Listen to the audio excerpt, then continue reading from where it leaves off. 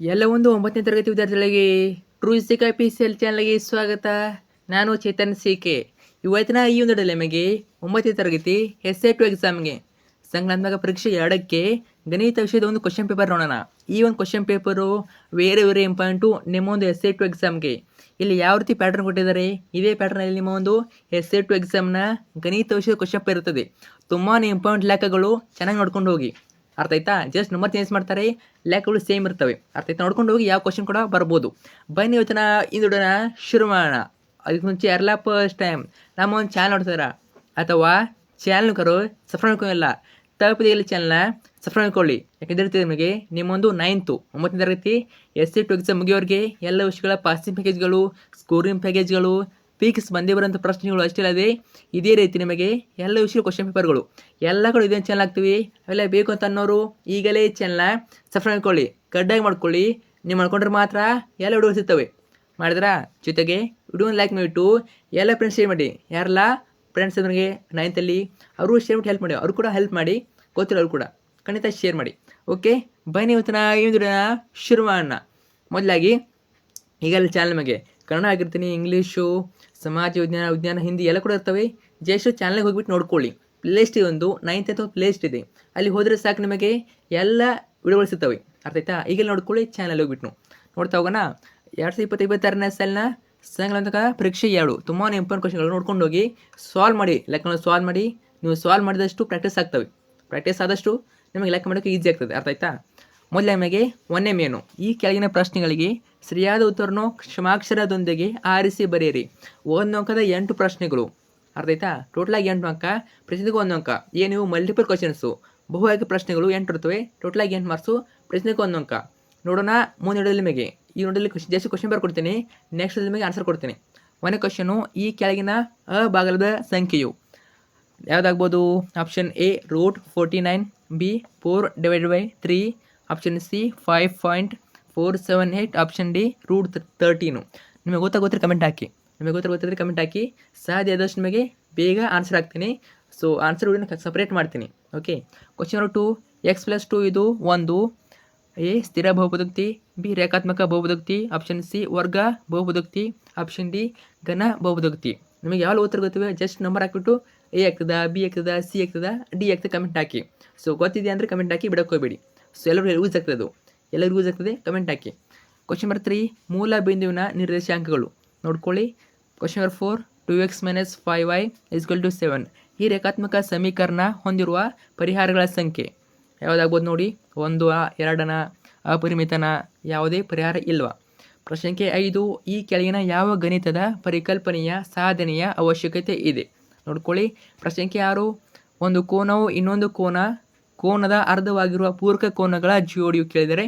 ಪ್ರಶ್ನೆ ಸಂಖ್ಯೆ 7, ಸಮದ್ವಿಬಾಹು ತ್ರಿಭುಜ BDನಲ್ಲಿ ಕೋನ B = ಕೋನ E ಆದರೆ ಸರಿಯಾದ ಹೇಳಿಕೆ. ಪ್ರಶ್ನೆ ಸಂಖ್ಯೆ 8, ಸಮಾಂತರ ಚತುರ್ಭುಜದ ಎಲ್ಲ ಕೋನಗಳ ಮೊತ್ತವು. ಇಷ್ಟು ನೋಡ್ಕೊಳ್ಳಿ ಕ್ವಶನ್ಗಳನ್ನು. ಇದರಲ್ಲಿ ನಿಮಗೆ ಯಾವ ಉತ್ತರ ಗೊತ್ತಿವೆ ನಂಬರ್ಗೆ ಕಮೆಂಟ್ ಹಾಕಿ, ಕಡ್ಡಾಯ ಕಮೆಂಟ್ ಹಾಕಿ.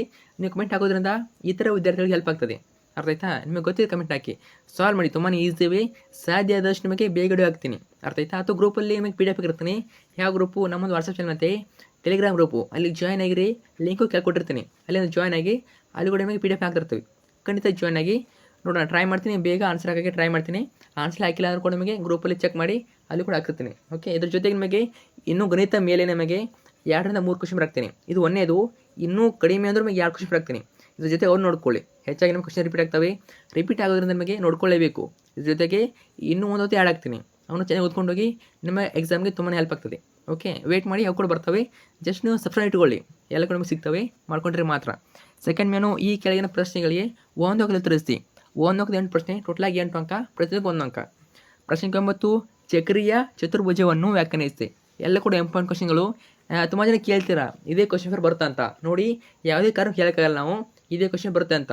ಕೇವಲ ಕ್ವಶನನ್ನು ಹೇಳ್ಬೋದು. ಅರ್ಥ ಆಯ್ತಾ? ಇಂಪಾರ್ಟೆಂಟ್ ಕ್ವಶನ್ ಮಾತ್ರ ಹೇಳ್ಬೋದು, ಹೇಳೋಕ್ಕಾಗಲ್ಲ. ಕೆಲವೊಂದು ಸಲ ಏನಾಗ್ತದೆ, ನಿಮಗೆ ಸೇಮ್ ಕ್ವಶನ್ಸ್ ಬರ್ತಾ ಇರ್ತವೆ. ಎಲ್ಲ ಕೂಡ ಬರೋದಿಲ್ಲ, ಕೆಲವೊಂದು ಕ್ವಶನ್ಗಳು ಸೇಮ್ ಬರ್ತಾ ಇರ್ತವೆ. ಅರ್ಥ ಆಯ್ತಾ? ನಿಮಗೆ ಸೇಮ್ ಬರಲಿ ಅಂದರೂ ಒಂದು ಗ್ಯಾರಂಟಿ ಏನಂದರೆ ಇದೇ ಪ್ಯಾಟರ್ನಲ್ಲಿ ಕೊಡ್ತಾರೆ. ಜಸ್ಟ್ ನಂಬರ್ ಚೇಂಜ್ ಮಾಡ್ತಾ ಇರ್ತಾರೆ. ಅದನ್ನು ಓದ್ಕೊಂಡು ಹೋಗಿ ಹೆಲ್ಪ್ ಆಗ್ತದೆ ಎಕ್ಸಾಮ್ಗೆ. ಒಟ್ಟಿನಲ್ಲಿ ಬಿಡೋಕ್ಕೋಬೇಡಿ. ನೀವು ಬಿಟ್ಟರೆ ಇರೋ ಕ್ವಶನ್ ಕೂಡ ಕಳ್ಕೊತೀರಾ. ಒಟ್ಟಿನಲ್ಲಿ ಯಾವುದೇ ಕ್ವಶನ್ ಬರಾಗಿರಲಿ ಚೆನ್ನಾಗಿ ಓದ್ಕೋಬೇಕು.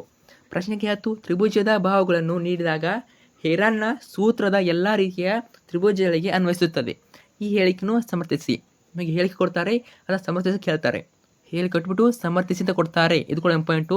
ಪ್ರಶ್ನೆ 11 ತ್ರಿಜ್ಯ ಆರ್ ಮಾನಗಳಿರುವ ಅರ್ಧಗೋಳದ ಪಾರ್ಶ್ವ ಮೇಲ್ಮೈ ವಿಸ್ತೀರ್ಣ ಕಂಡು ಹಿಡಿಯುವ ಸೂತ್ರ ಬರೀರಿ. ನೋಡಿ, ಸೂತ್ರ ನೋಡ್ಕೊಳ್ಬೇಕು. ಸೂತ್ರ ಎಲ್ಲ ಗೊತ್ತಿರ್ಬೇಕು ನಿಮಗೆ, ಅರ್ಥ ಆಯ್ತಾ? ನೀವು ಲೆಕ್ಕ ಮಾಡ್ಬೇಕಂದ್ರೆ ಗೊತ್ತಿರಬೇಕು, ಸೂತ್ರ ಗೊತ್ತಿರಬೇಕು. ಸೂತ್ರ ಕೇವಲ ಲೆಕ್ಕಕ್ಕೆ ಉಪಯೋಗ ಆಗೋದಿಲ್ಲ. ಈ ರೀತಿ 1 ಮಾರ್ಕ್ಸಲ್ಲಿ ಸೂತ್ರ ಕೇಳ್ತಾರೆ.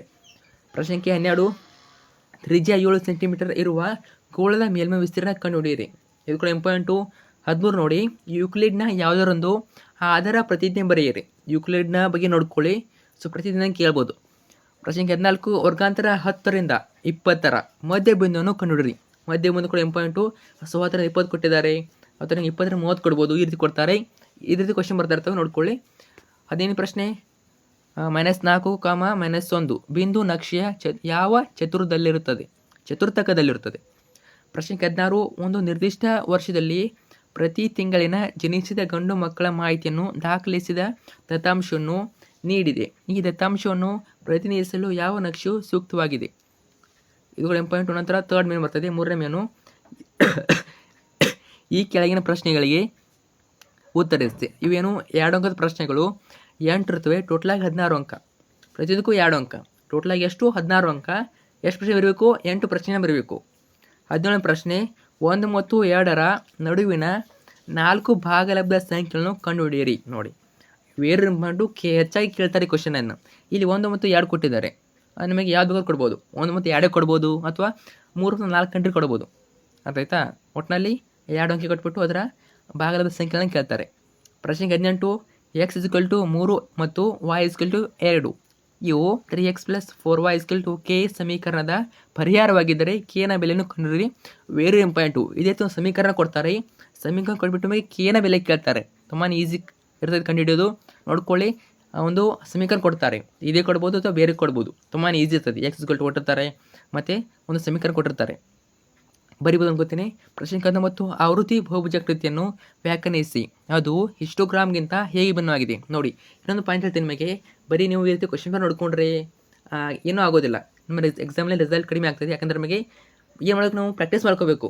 ಬರೀ ನೀವು ಲ್ಯಾಕನ್ನು ನೋಡ್ಕೊಂಡ್ರೆ ಸಾಲೋದಿಲ್ಲ. ತುಂಬ ಜನ ಏನು ಮಾಡ್ತಾರೆ, ಬರೀ ಕ್ವಶನ್ ಓದ್ತೀರಾ, ಉತ್ತರ ನೋಡ್ತಾ ಹೋಗ್ತೀರಾ. ಆ ರೀತಿ ಮಾಡ್ಕೋಬೇಡಿ. ರಫಕಲ್ಲಿ ಸಾಲ್ವ್ ಮಾಡಿ. ಅದು ಸರಿಯಾಗಲಿ ತಪ್ಪಾಗಲಿ, ತಪ್ಪಾದರೆ ಅದು ನಿಮ್ಮ ಒಳ್ಳೆಯದಕ್ಕೆ, ತಪ್ಪಾದರೆ ನಿಮ್ಮ ಒಳ್ಳೆಯದಕ್ಕೆ. ಯಾವ ರೀತಿ ಅಂತಂದರೆ, ಇವಾಗ ಏನು ತಪ್ಪು ಮಾಡಿರ್ತಾರ, ಇವಾಗ ಏನು ತಪ್ಪು ಮಾಡಿದ್ರೆ ಅವಾಗ ತಪ್ಪುಗಳು ನಿಮ್ಮ ಪರೀಕ್ಷೆಯಲ್ಲಿ ಆಗೋದಿಲ್ಲ. ಅರ್ಥ ಆಯ್ತಾ? ಆದ್ದರಿಂದ ಪರೀಕ್ಷೆಗೆ ಹೋಗಿಂತ ಮುಂಚೆ ಒಂದು 2-3 ಸಲ ಪ್ರಾಕ್ಟೀಸ್ ಮಾಡ್ಕೊಳ್ಳಿ. ಅಷ್ಟೊಂದು ಟಫ್ ಏನಿರೋದಿಲ್ಲ ಲೆಕ್ಕಗಳು ಬಿಡಿಸೋದು. ಅದು ತಪ್ಪಾಗಲಿ ಸರಿಯಾಗಲಿ ಒಟ್ಟಿನಲ್ಲಿ ಟ್ರೈ ಮಾಡಿ. ನಿಮ್ಮ ಗಣಿತದಲ್ಲಿ ತಪ್ಪಾದರೆ ನಿಮ್ಮ ಮಾರ್ಕ್ಸನ್ನು ಕಟ್ ಮಾಡೋದಿಲ್ಲ. ಅರ್ಥ ಆಯ್ತು? ತಪ್ಪಾದರೆ ಪೂರ್ತಿ ಮಾರ್ಕ್ಸ್ ತೆಗೆಯೋದಿಲ್ಲ. ಫಾರ್ ಎಕ್ಸಾಂಪಲು 2 ಮಾರ್ಕ್ಸಿನ ಲೆಕ್ಕ ಇದೆ, 2 ಮಾರ್ಕ್ಸಿನ ಲೆಕ್ಕ ಇದೆ. ಆ ಲೆಕ್ಕ ತಪ್ಪಾದರೆ ಮಾರ್ಕ್ಸ್ ಕೊಡ್ತಾರೆ. ಯಾವ ರೀತಿ ಅಂದರೆ, ನಿಮಗೆ ಪ್ರತಿ ಸ್ಟೆಪ್ಗೆ ಮಾರ್ಕ್ಸ್ ಕೊಡ್ತಾರೆ. ಅರ್ಥ ಆಯ್ತಾ? ನೀವು ಸೂತ್ರ ಬರೆದ್ರೆ ಅದಕ್ಕೆ ಅರ್ಧ ಅಂಕ, ಆಮೇಲೆ ಒಂದು ಸ್ಟೆಪ್ ಮಾಡಿದರೆ ಅದಕ್ಕೆ ಅರ್ಧ ಅಂಕ. ಈ ರೀತಿ ಕಡಿಮೆ ಅಂದರೂ ಕೂಡ ನಮಗೆ ಲೆಕ್ಕ ತಪ್ಪಾದರೂ 1 ಮಾರ್ಕ್ಸ್ ಅಥವಾ 1.5 ಮಾರ್ಕ್ಸ್ ಕೊಡ್ತಾರೆ. ಅರ್ಥ ಆಯ್ತಾ? ಅದಕ್ಕೆ ಯಾವುದೇ ಕಾರಣಕ್ಕೂ ಲೆಕ್ಕವನ್ನು ಬಿಡೋಕ್ಕೋಬೇಡಿ. ಮನೇಲಿ ಪ್ರಾಕ್ಟೀಸ್ ಮಾಡ್ಕೊಂಡ್ಬಿಟ್ಟು ಅಲ್ಲಿ ಟ್ರೈ ಮಾಡಿ ಬನ್ನಿ. ಅದು ಬರ್ತಾ ಬರಲ್ಲ ಗೊತ್ತಿಲ್ಲ, ಬಟ್ ಟ್ರೈ ಮಾಡಿ ಬನ್ನಿ. ಓಕೆ, ಮಾರ್ಕ್ಸ್ ಕೊಡ್ತಾರೆ ಈ ರೀತಿ. ನಂತರ ನೆಕ್ಸ್ಟ್ ನೋಡ್ಕೊಳ್ಳಿ, 20ನೇ ಪ್ರಶ್ನೆ. ಈ ಪದಗಳನ್ನು ವ್ಯಾಖ್ಯಾನಿಸಿ ಪ್ರಶ್ನೆಗಳು ಕೇಳ್ಬೋದು. ಲಂಬರೇಖೆಗಳು ಮತ್ತು ರೇಖಾಂಕಗಳನ್ನು ಕೊಟ್ಟಿದ್ದಾರೆ. 21 ಒಂದು ತ್ರಿಭುಜದ 3 ಭಾಗಗಳು 122 ಮೀಟರ್, 22 ಮೀಟರ್ ಮತ್ತು 120 ಮೀಟರ್ ಆಗಿದೆ. ಇದರ ಅರ್ಧ ಸುತ್ತಳತೆಯು 132 ಆದರೆ ಆ ತ್ರಿಭುಜದ ವಿಸ್ತೀರ್ಣ ಕಂಡುಹಿಡಿಯಿರಿ. ಅವ್ರು ಚಿತ್ರಗಳು ಕೊಟ್ಟಿದ್ದಾರೆ, ನೋಡ್ಕೋಬೋದು. ನೀವು ನೋಡ್ಕೊಳ್ಳಿ, ಚಿತ್ರ ಕೊಡವೆ, ಅದ್ರ ಪ್ರಕಾರ ನೀವು ಬಿಡಿಸ್ಬೇಕು. ಇದೇ ರೀತಿ ಪ್ರಶ್ನೆ 2 ಅಂಕ ಪ್ರಶ್ನೆಗಳು. ವಿಡಿಯೋನ ಪಾಸ್ ಮಾಡಿ ಪ್ರಶ್ನೆ ನೋಡ್ಕೊಳ್ಳಿ. ನಂತರ 4ನೇ ಮೇನು ಈ ಕೆಳಗಿನ ಪ್ರಶ್ನೆಗಳಿಗೆ ಉತ್ತರಿಸಿ. ಇವೇನು 3 ಅಂಕದ ಪ್ರಶ್ನೆಗಳು 9 ಇರ್ತವೆ. ಟೋಟಲ್ 27 ಅಂಕ. ಪ್ರತಿಯೊಂದಕ್ಕೂ 3 ಅಂಕ. 25ನೇ ಪ್ರಶ್ನೆ ಕೆಳಗೆ ನೀಡಿರುವ ದತ್ತಾಂಶಗಳಿಗೆ ಆವೃತ್ತಿ ಬಹುಭುಜಾಕೃತಿಯನ್ನು ರಚಿಸಿ. ಕೇಳ್ತಾರೆ, ಫಿಕ್ಸ್ ಕೇಳ್ತಾರೆ, ಅಂಕ ಕೊಡ್ತಾರೆ, ಆವೃತ್ತಿ ಕೊಡ್ತಾರೆ. ನೀವು ಹೇಳಬೇಕು ಆವೃತ್ತಿ ಬಹುಭುಜಾಕೃತಿಯನ್ನು ರಚಿಸಬೇಕು. ಆಯ್ತಾ? ಜಸ್ಟ್ ತುಂಬ ಚೇಂಜ್ ಮಾಡಲ್ಲ, ಆವೃತ್ತಿ ಚೇಂಜ್ ಮಾಡ್ತಾರೆ ಅಷ್ಟವರು. 3, 9 ಕೊಟ್ಟಿದ್ದಾರೆ, ಅಥವಾ ಬೇರೆ ಅಂಕಗಳನ್ನು ಕೊಡ್ಬೋದು, ಅಥವಾ ಇದನ್ನೇ ಕೊಡ್ಬೋದು. ಹೇಳೋಕ್ಕಾಗಲ್ಲ, ನೋಡ್ಕೊಂಡಿರಿ. ನಂತರ 26ನೇ ಪ್ರಶ್ನೆ ಕೂಡ ಇಂಪಾರ್ಟೆಂಟು. 27 ನೋಡಿ, 27 ವೃತ್ತದ ಜಾಗಗಳಿಂದ ವೃತ್ತದ ಕೇಂದ್ರದಲ್ಲಿ ಏರ್ಪಟ್ಟ ಕೋನಗಳು ಸಮನಾಗಿದ್ದರೆ ಆ ಜಾಗಗಳು ಪರಸ್ಪರ ಸಮವಿರುತ್ತಂತ ಸಾಧಿಸಿ ಪ್ರಶ್ನೆ ಕೇಳ್ತಾರೆ. ಅರ್ಥ ಆಯ್ತಾ? ನೋಡ್ಕೊಳ್ಳಿ. ಇದೇ ರೀತಿ 3 ಪ್ರಶ್ನೆಗಳು ಎಲ್ಲ ಕೂಡ ಇವೆ, ನೋಡ್ಕೊಳ್ಳಿ. ಕೆಲವು ಪ್ರಶ್ನೆಗಳು 10 ಕ್ವಶನ್ ಇರ್ತವೆ. ಇಲ್ಲಿ ಯಾವ ಪ್ರಶ್ನೆಗೆ 10 ಕ್ವಶನ್ ಇವೆ, ಆ ಪ್ರಶ್ನೆ ಎಕ್ಸಾಮ್ನಲ್ಲಿ 10 ಕ್ವಶನ್ ಇರ್ತವೆ. ಹಾಗಾಗಿ ಎಲ್ಲದಕ್ಕೂ ಇರೋದಿಲ್ಲ, ಕೆಲವಷ್ಟು ಪ್ರಶ್ನೆಗಳಿಗೆ ಮಾತ್ರ. ತುಂಬ ಏನಿಲ್ಲ ಒಂದು 2-3 ಕ್ವಶನ್ಗೆ 10 ಕ್ವಶನ್ ಇರ್ತವೆ ನೋಡ್ಕೊಳ್ಳಿ. ನಂತರ 5ನೇ ಮೇನು ಈ ಕೆಳಗಿನ ಪ್ರಶ್ನೆ ಉತ್ತರಿಸಿ. ಇವು 4 ಪ್ರಶ್ನೆಗಳು 4 ಇರ್ತವೆ. ಟೋಟಲಾಗಿ 16 ಅಂಕ, ಪ್ರತಿಯೊಂದಕ್ಕೆ 1 ಅಂಕ. 34ನೇ ಪ್ರಶ್ನೆ, ಒಂದು ಗೋಳದ ವ್ಯಾಸವನ್ನು 25% ಕಡಿಮೆ ಮಾಡಿದೆ, ಅದರ ಪಾರ್ಶ್ವ ಮೇಲ್ಮೈ ವಿಸ್ತೀರ್ಣವು ಶೇಕಡ ಎಷ್ಟು ಕಡಿಮೆ ಆಗುತ್ತೆ ಎಂದು ಕಂಡುಹಿಡಿಯಿರಿ. 35 ಇದು ನೋಡ್ಕೊಳ್ಳಿ. ಇದು ಕೂಡ ಕೇಳ್ಬೋದು. ಸುಬಿಂದುಗಳನ್ನು ನಕ್ಷೆಯಲ್ಲಿ ಗುರುತಿಸಿ ಚೌಕನ್ನು ಪೂರ್ಣಗೊಳಿಸಿ ಎನ್ ನಿರ್ದೇಶಾಂಕ ಕಂಡುಹಿಡಿ ಕೇಳ್ಬೋದು. ನೋಡ್ಕೊಳ್ಳಿ. 20 ಕ್ವಶನ್ ಕೊಟ್ಟಿದ್ದಾರೆ ನೋಡಿ. ಪಿ ಕ್ಯೂ ಆರ್ ಎಸ್ ಸಮಾಂತರ ಚತುರ್ಭುಜವಾಗಿದ್ದು ಎಕ್ಸ್ ಬಿಂದುವು ಕ್ಯೂ ಆರ್ ಮಧ್ಯಬಿಂದುವಾಗಿದೆ ಎಂದಾದರೆ ಇವುಗಳನ್ನು ಸಾಧಿಸಿ. ಅರ್ಥಾಗಿ ಹೇಳ್ಬೋದು ನೋಡ್ಕೊಳ್ಳಿ. ನಂತರ 37 ನೋಡಿ, ಸ್ವಲ್ಪ ವ್ಯತ್ಯಾಸವಿದೆ ಕ್ವಶನ್ನು. ಯಾವ ರೀತಿ ನೋಡಿ, ಒಂದು ಪರೀಕ್ಷೆಯಲ್ಲಿ 100 ಅಂಕಗಳಿಗೆ ವಿದ್ಯಾರ್ಥಿಗಳು ಪಡೆದ ಅಂಕಗಳನ್ನು ಈ ಕೆಳಗಿನ ಆವೃತ್ತಿ ಬಹುಚಕ್ರತೆಯಲ್ಲಿ ಪ್ರತಿನಿಧಿಸಲಾಗಿದೆ. ನಕ್ಷೆಯನ್ನು ಗಮನಿಸಿ ಈ ಕೆಳಗಿನ ಪ್ರಶ್ನೆಯನ್ನು ಉತ್ತರಿಸಿ. ಈ ನಕ್ಷೆಯನ್ನು ಗಮನಿಸಬೇಕು, ನೀವು ಗಮನಿಸಿಬಿಟ್ಟು ಈ ಪ್ರಶ್ನೆ ಉತ್ತರ ಕೊಡಬೇಕು. ಟೋಟಲ್ 4 ಕ್ವಶನ್ ಇರ್ತವೆ, ABCD ಅಂತ. 40 ಅಂಕಗಳಿಗಿಂತ ಹೆಚ್ಚು ಅಂಕ ಪಡೆದ ವಿದ್ಯಾರ್ಥಿಗಳ ಸಂಖ್ಯೆ ಎಷ್ಟು? ತುಂಬಾ ಈಸಿ. ಇಲ್ಲಿ ನೋಡ್ಕೋಬೇಕು, ಗ್ರಾಫ್ ನೋಡ್ಕೊಳ್ಳಿ. ಗ್ರಾಫ್ ನೋಡ್ಕೊಂಡ್ರೆ ಸಾಕು ನಿಮಗೆ ಗೊತ್ತಾಗ್ತದೆ. ತುಂಬಾ ಈಸಿ. ಇದಕ್ಕೆ ಬರ್ಬೋದು ಕ್ವಶನು, ಬರ್ಬೋದು. ಅರ್ಥ ಆಯ್ತಾ? ಯಾವುದಕ್ಕೆ ನೋಡ್ಕೊಂಡಿರಿ, ಎಕ್ಸಾಮ್ಗೆ ತುಂಬಾ ಹೆಲ್ಪ್ಫುಲ್ಲು. ಸೊ ನಕ್ಷೆ ಕಾಣಿಸಿಲ್ಲ ಅಂದರೆ ರಿಜ್ಯೂಮ್ ಮಾಡ್ತೀನಿ. ಮೊದಲು ಕ್ವಶನ್ ಬರ್ಕೊಳ್ಳಿ, ರಫಲ್ಲಿ ಬರ್ಕೊಳ್ಳಿ, ಹೆಲ್ಪ್ ಆಗ್ತದೆ ಎಕ್ಸಾಮ್ಗೆ. ನಾನು ನಿಮಗೆ ನಕ್ಷೆ ತೋರಿಸ್ತೀನಿ. ಓಕೆ, ಈ ರೀತಿ ನಕ್ಷೆ ಇದೆ. ಸೊ ಕಾಣಿಸುತ್ತೆ ಅನ್ಕೋತೀನಿ. ನೋಡ್ಕೊಳ್ಳಿ, ಈ ರೀತಿ ನಕ್ಷೆ ಇದೆ. ಪ್ರಶ್ನೆ ನೋಡ್ಕೊಳ್ಳಿ, ನಕ್ಷೆ ಪ್ಲಸ್ ಪ್ರಶ್ನೆಗಳು.